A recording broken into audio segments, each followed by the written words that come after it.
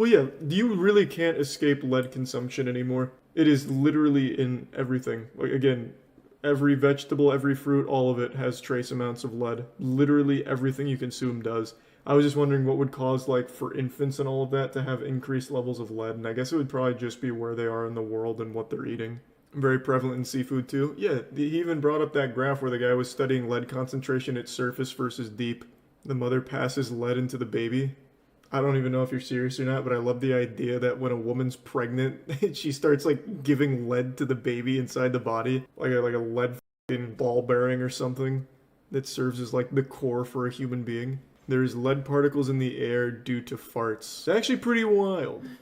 That is possible since they're technically growing inside them, so lead gets transferred unintentionally into the infant. I mean, that's possible. Fetal alcohol syndrome, don't smoke. Of course, what the mom eats would affect the baby. Fetal alcohol syndrome's a little different, though, I would think, right? I don't think lead would work the same way in passing it down. But again, I don't know. I'm not a baby scientist. One single scientist created 3 inventions that accidentally caused the deaths of millions of people, including himself. Oh. Not only that, they decreased the average intelligence of people all Oh my around God, he the made world, Twitter. increased crime rates, and caused 2 completely separate environmental disasters that we are still dealing with today. In 1944, as a young chemist who had just finished his master's, Claire Patterson went to work on the Manhattan Project, building sounds the about first right. nuclear weapons. His job was to concentrate uranium-235, the fissile fuel for bombs, from the much more common uranium-238.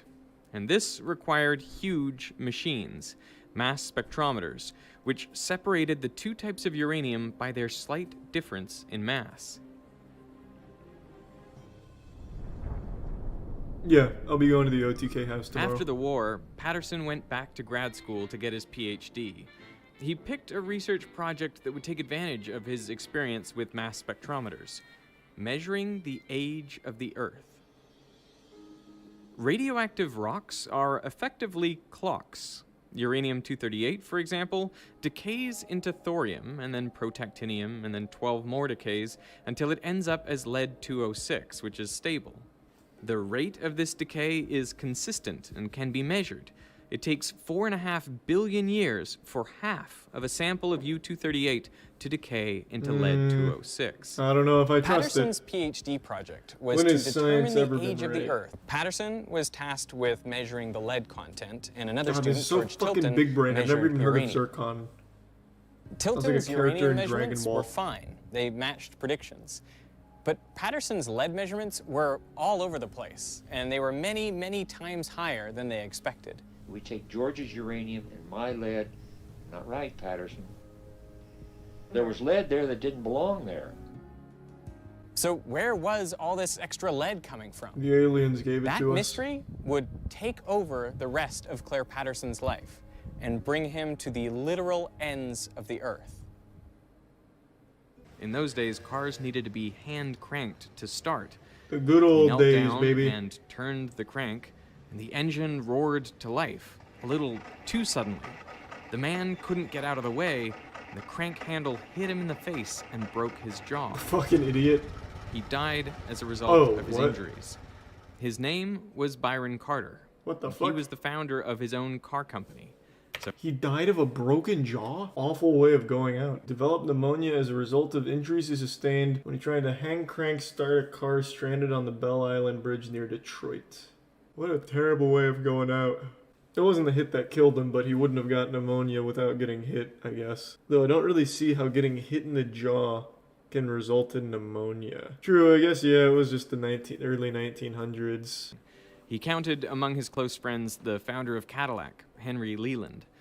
Leland was so distraught over his friend's death that he resolved to eliminate hand cranks from his vehicles. Leland hired Charles Kettering to create a self-starting car, and by 1911, he had a working prototype. Hand cranking was difficult and dangerous, and best left to men. Okay. But a car that started itself Well, if you say so, I guess. everything. The world's first crankless car was the Cadillac Model 30. It was much more powerful than cars before it. It had a top speed of 45 miles per hour and 40 horsepower, double the Ford Model T. The Model 30 was a huge success for Cadillac, doubling the company's annual sales. But it had a problem. It was deafeningly loud. In internal combustion engines, a Raising piston Cane's was compresses the fine. fuel-air mixture, which is then ignited Above by average, a but spark not from the up to spark the plug. hype. The expanding hot gases push the piston back down.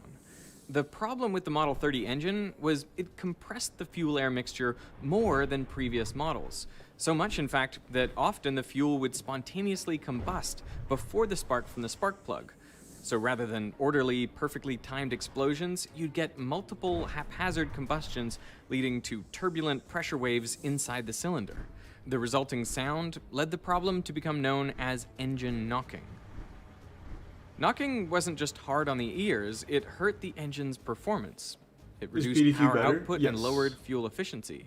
The vibrations also damaged the piston and walls of the cylinder, shortening the life of the engine. We all agreed on that. The good news But it was that fine, like, it engine was knocking above could be average for sure. corrected by changing the fuel. Now, real fuels aren't made up of only these two ingredients. They're a mix of lots of different hydrocarbons, but the octane rating tells you what mixture of octane and heptane gives equivalent performance. For example, 98 octane fuel can withstand the same compression as a mixture of 98% octane and 2% heptane. Now, I'm going to take Maybe a little bit tell of us. 98 octane fuel and put it in this piston, and when I compress it, nothing happens, which is Oh, exactly what you'd expect. fuck. This fuel can withstand a lot of compression. Diesel has an octane rating of 20, so it acts like a mixture of 20% isooctane and 80% N-heptane. Let's see what happens with the same compression ratio. It blows his hand off.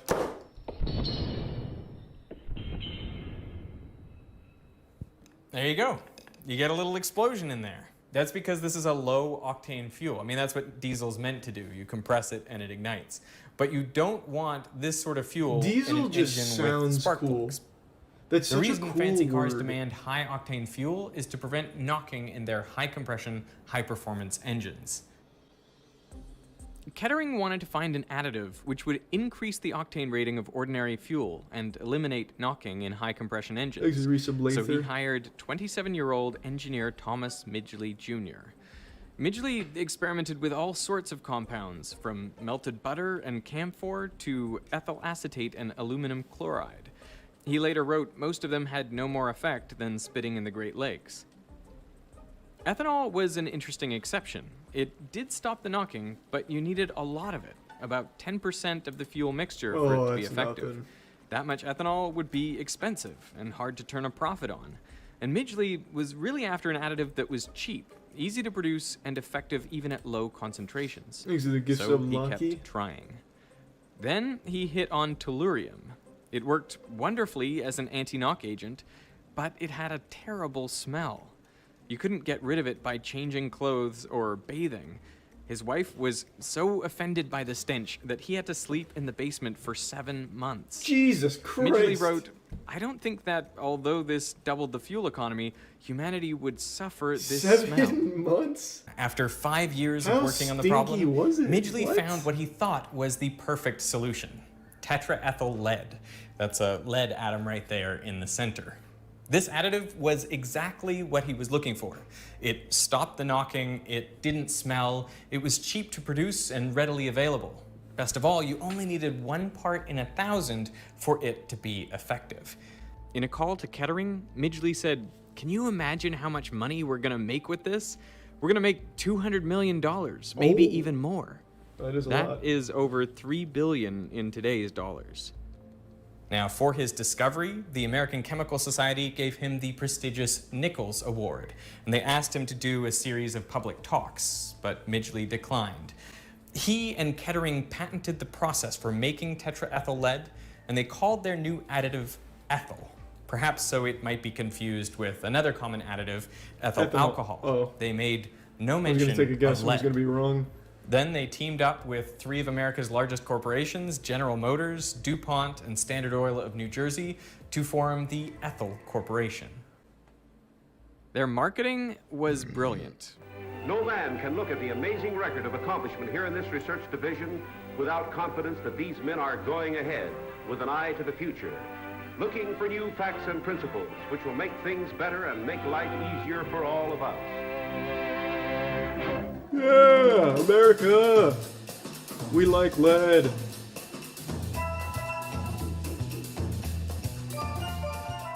At the 1923 Indianapolis 500, the top 3 finishers all used ethyl, and the demand for leaded gasoline took off.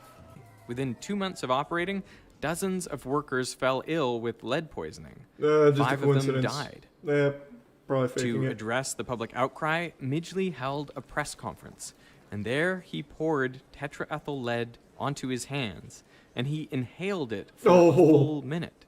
He claimed he could do this daily Bro, without what a harm. giga chad. Holy But shit. Midgley knew the dangers. The reason he had turned down the public talks was because he spent much of 1923 in Florida, where he himself was recovering from lead poisoning. He didn't go anywhere near his company's product if he could help it. Lead is dangerous even in small doses. Holy shit. It mimics calcium in our bodies, so there's no efficient way to get rid of it. And like calcium, lead can be stored in bones for years, meaning it can continue to poison the body long after the initial exposure. The organ most sensitive to lead is the brain. Lead breaks down the myelin sheath around axons and prevents the release of neurotransmitters.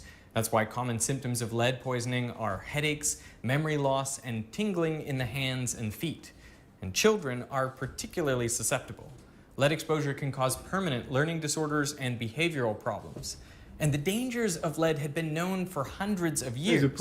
Already in 1786, Benjamin Franklin remarked that lead had been used for far too long, considering its known toxicity. You will observe with concern how long a useful truth may be known and exist before it is generally received and practiced on. He would have been